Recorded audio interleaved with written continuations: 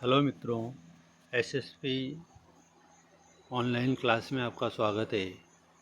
आज हिंदी व्याकरण में हम अध्याय 12 शब्द शक्ति के बारे में पढ़ेंगे।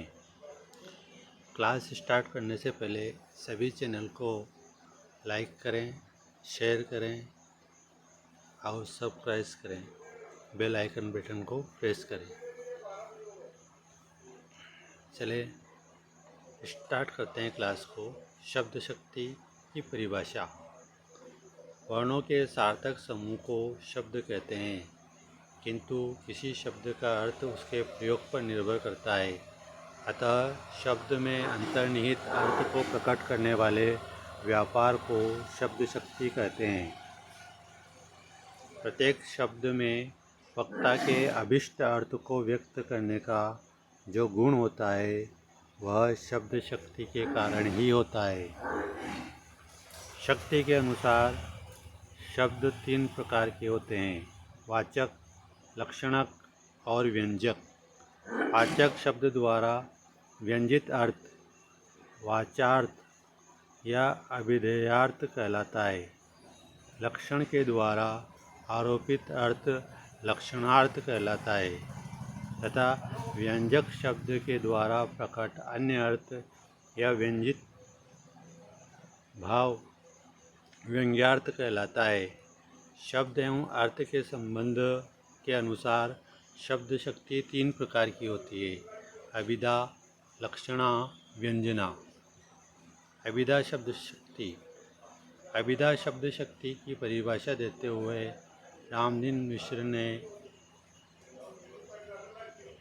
कहा कि साक्षात संकेतित अर्थ के बोधक व्यापार को अभिधा शब्द शक्ति कहते हैं। आचार्य मम्मट के अनुसार साक्षात संकेतित अर्थ, जिसे मुख्यार्थ कहा जाता है, उसका बोध कराने वाले व्यापार को अभिधा व्यापार कहते हैं। एक रीतिकालीन आचार्य के अनुसार अनेकार्थक हूँ शब्द में एक अर्थ की भक्ति तिहि वाचार्थ को कहे सज्जन अभिधा शक्ति।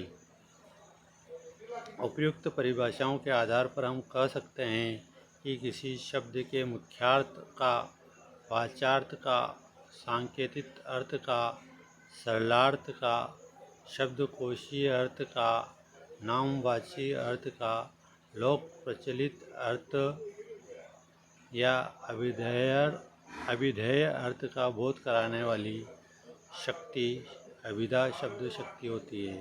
अतः शब्द की जिस शक्ति के कारण किसी शब्द का मुख्य अर्थ समझा जाता है वह अभिधा शब्द शक्ति कहलाती है। बहुत से शब्द ऐसे होते हैं जिनके शब्दकोश में भी अनेक अर्थ होते हैं, जैसे कनक। कनक का अर्थ सोना भी होता है, धतूरा भी होता है। कनक का कौन सा अर्थ लिया जाए, इसका ज्ञान प्रसंग से है अथवा वाक्य के अन्य शब्दों के साथ उसके संबंध से होता है। इस प्रकार अन्य उदाहरण भी दिए जा सकते हैं। मोती एक नटखट लड़का है, उसके हार के मोती कीमती है। हरि पुस्तक पढ़ रहा है। विष्णु ने नारद को हरि रूप दिया। यहाँ हरि का मतलब होता है बंदर। गाय दूध देती है। गधा घास चर रहा है। शेर जंगल में रहता है। आज इस क्लास में इतना ही। सेकंड क्लास में पढ़ेंगे अपन लक्षणा शब्द शक्ति और व्यंजना शब्द शक्ति। जय हिंद।